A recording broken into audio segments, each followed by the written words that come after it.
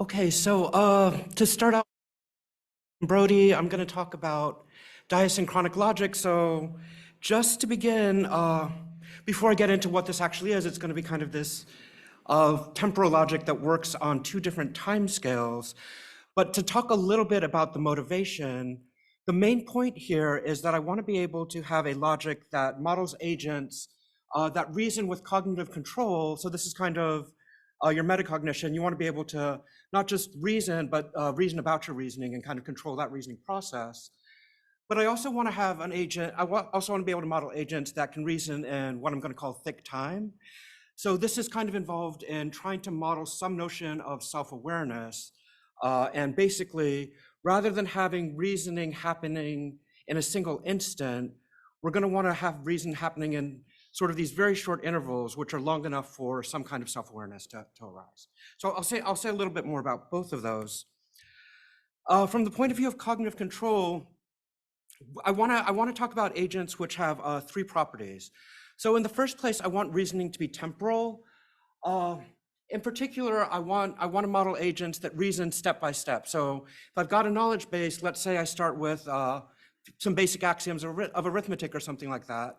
I don't want to assume that I automatically know all the logical consequences of that. So going from a set of axioms to a logical conclusion is going to take some work, and I want to kind of model how that work happens over time. So reasoning is going to be a process. It's going to take a little bit of time, so I want to kind of build that into the model of reasoning. And as I'm doing that, I'm gonna actually want to be able to I want to control how that reasoning happens. So I'm going to be building off something called active logic, which kind of very much accomplishes the first thing. It reasons in time and about time. But one thing it does is it basically, given its knowledge base, it tends to infer all the one-step conclusions it can from its knowledge base at a given time in the next time step. So David Sikora talked a lot about this yesterday in his poster, very much the same problem. So if I do that, if I start with a small knowledge base and I derive all the conclusions from it, and I do that at every time step, I'm gonna have a very quick exponential explosion or hyper-exponential. So I wanna be able to get a handle on that. So one thing I wanna be able to do is actually control my reasoning process and not draw all the conclusions I can from a given time at a given time step, but make some kind of informed decisions about what conclusions I'm going to draw. And finally, I want to talk about agents that can modify their reasoning processes, and in particular, I want to talk about agents that don't necessarily just modify their reasoning processes going forward, or even well, they can't do it from the past, but actually in some sense doing it even as those thought processes are unfolding.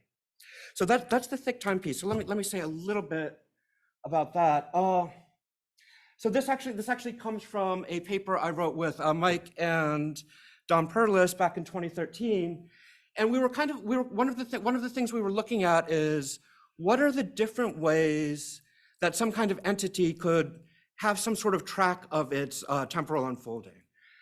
So the simplest example is if you just think about kind of a tree. As a tree grows, every year it produces a new annulus, right? So you've got these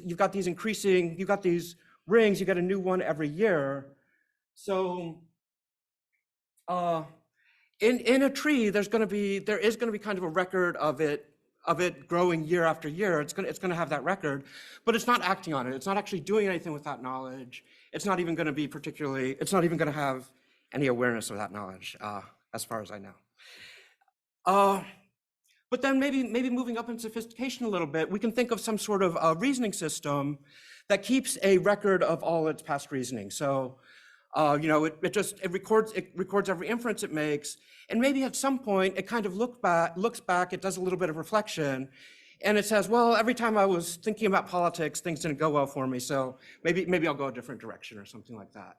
So there, in the second thing, we've got the record of what's happened. We've got, the agent sort of knows what it's been doing, but now it's going to act on it. Now it's going to actually use that knowledge to change things going forward. But there's also here a very kind of clear separation between knowing what you have been doing, knowing what you did, and the action you take to modify the future. So very kind of clean separation between past, present, and future. And then the final thing we were kind of trying to grasp towards is something very similar, some kind of process where you've got an agent that observes its own reasoning and it observes its own processing, but we wanted to try to think about something that could modify that processing almost simultaneously. So this kind of led us to a notion of thick time. If I want to think about observing what I'm doing and changing what I'm doing based on that happening in a single instant, that's not logically coherent, right? Cause and effect the effect has to come after the cause. So what we thought about is, well, what if we talked about very, very short intervals that are kind of just long enough for this process to occur, just long enough for an agent to try to observe what it's doing and change what it's doing in that same moment. So we were thinking about some kind of notion of time where you take your instance, you take your discrete time steps, and you sort of combine them into single moments, which are going to be these kind of thick moments of time where this kind of processing can happen. And so diasynchronic logic is basically an attempt to try to model this kind of thing. The way it works is it has reasoning in time, but it actually operates on two different time scales. So instant by instant, the synchronic time scale is going to be operated by some kind of meta reasoner, which is going to control the whole process. And in particular, it is going to kind of emit tokens in the object language.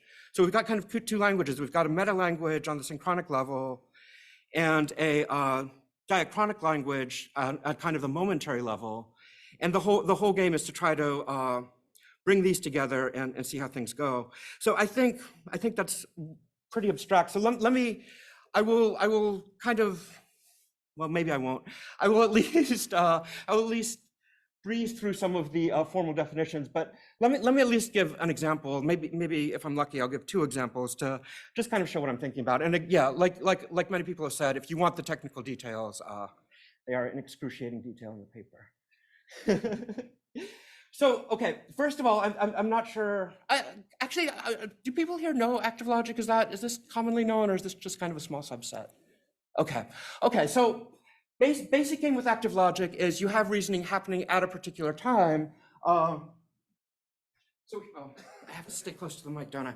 So here we are at time step 0. Never mind. So we're going to start out at a particular time step 0. In the synchronic language, I'm going to have kind of these three sentences that I'm going to instantiate. First of all, beta 0 is going to say, okay, this moment is starting right now. At time step 0, I'm going to start the moment. Gamma 3 is saying I'm expecting it to end at time step 3, and I'm also saying this is the current moment. So that's what's happening at time 0, and then that's also what's happening in the kind of control synchronic language. In the diachronic language, there's nothing yet, so nothing's been instantiated. In the next moment, in the next instant, at the next time step, at time 1, I want to say, okay, I want to instantiate in the object language P implies Q. So alpha is a predicate that's basically supposed to represent instantiating a token in the object language. So I'm just saying, okay, I want to instantiate P implies Q. So now in the object language, I know that I have P implies Q. At the next time step, I want to say, okay, I also want to instantiate P. And finally, at time 3, I want to instantiate. I'm just going to keep this gamma 3. So it's not represented in this diagram, but these gammas, this beta, all this stuff kind of propagates. There's this inheritance rule that's going to say what I have at time t is going to go on to time t plus 1 unless there are some special circumstances. Okay, so it's time 3. I said I was going to end this moment at time 3, so this thick line represents that I did do that. And then I'm going to start a new moment. I'm going to start moment 1 at kind of the diachronic level, and that's going to be, again, in the meta language, I'm saying, okay, starting a new moment, beta 4 means new moment starts at time 4. I'm going to end it at time 5. This is now moment 1. And now because at moment 0, I had P implies Q and I had P, I want to apply modus ponens in the object language to conclude that Q is true. So there's this reasoning that's happening kind of at both levels, and the way this ends up happening is in the control language, I'm gonna have a predicate that gets instantiated saying, okay, give me an instantiation of Q in the object language. This is happening behind the scenes basically through the inference rule. So that's kind of the complicated formalism that I will think I will spare everyone. Okay, so yeah, maybe quickly, since this is built on active logic is a formalism that was designed to model reasoning over time. So time step by time step. And basically, you don't just have knowledge bases, you have knowledge bases which exist at a particular time. And more specifically, the current time step is going to be part of that knowledge base. So any active logic agent will not just be existing in a particular time, but it will also know what time it is. So like starting at 0, let's say, you know, okay, now it's time 0, I know P implies Q, I know Q implies R. That's my knowledge base at time 0. To get from knowledge base at time 0 to the knowledge base at time 1, I'm going to apply basically every inference rule I can. I've got one for time updating, which is basically going to say replace now 0 with now 1. I've got one for inheritance, which is basically going to say, okay, all this stuff gets to stay. And I've also got one for modus ponens, which is going to say, okay, I had P and I had P implies Q, so therefore Q. What I don't have is R. R is a logical consequence here, but it takes two applications of modus ponens to get it. So the game here is that I'm only going to apply a single inference rule from one time step to the next. Okay, that's the basics of active logic. DSL is really built on that. Again, I think I will skip all this stuff and maybe just give one more kind of salient example. So here's another one that's modeling something maybe a little bit more interesting. So this is a DSL agent modeling this sentence has 3 time steps. So how does it work? So first of all, I'm going to say, okay, at time 0, I'm going to start a new moment. Then I'm going to have this, I have this implication that says, okay, for any current moment, if the moment is M, then I want to instantiate in the object language something that says, okay, this moment is M, and the number of steps in moment M is given by this bracket 0. Bracket 0 is something like an uninstantiated variable.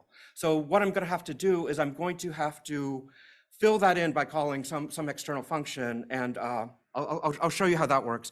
But basically at this point, what's instantiated in the object language is just that this moment M is true. Sorry, at the next time step, what will be instantiated is as I know that this moment is 0, so then M is going to kind of bind to 0. And so I know that I'm going to instantiate in the object language, okay, this moment is 0, and the number of steps in moment 0 is given by this variable, which is still unresolved. And then this, I guess this kappa here is basically saying, okay, if you have this kind of variable, this bracket 0, what I want you to do is I want you to call this external function f. I think I could probably do this more formally by using lambda calculus or something like that. But intuitively, let's just imagine I'm calling an external function f. And what I want f to do is once it's returned, once it's computed the value, it's going to replace all instances of bracket 0 with whatever that value is. So then I was thinking I was going to be done at time 1, but I'm actually going to have an inference rule that says if there are unresolved bracket variables, actually delay the end of the moment. So push this back to gamma 2. I'm going to say, okay, this is going to take a little bit longer than I thought. Things are still unresolved. So I'm going to push gamma back again. I'm going to say, okay, now I think I'm finishing at time 3. Now kind of f finishes. And it replaces this bracket 0 with the number 3, which is going to be the result of that f. So the idea is that this is going to kind of come in and fill that in. And at the end, what you should have in the object language is something that looks like this moment is 0 and the number of time steps at moment 0 is 3. Yeah, and there's a few more examples that I definitely won't go over. In terms of future work, I want to I've laid out the basics of the syntax for this, And I want to kind of explore the model theory that goes with it. So how does, what does it mean for something to be true and for one of these agents?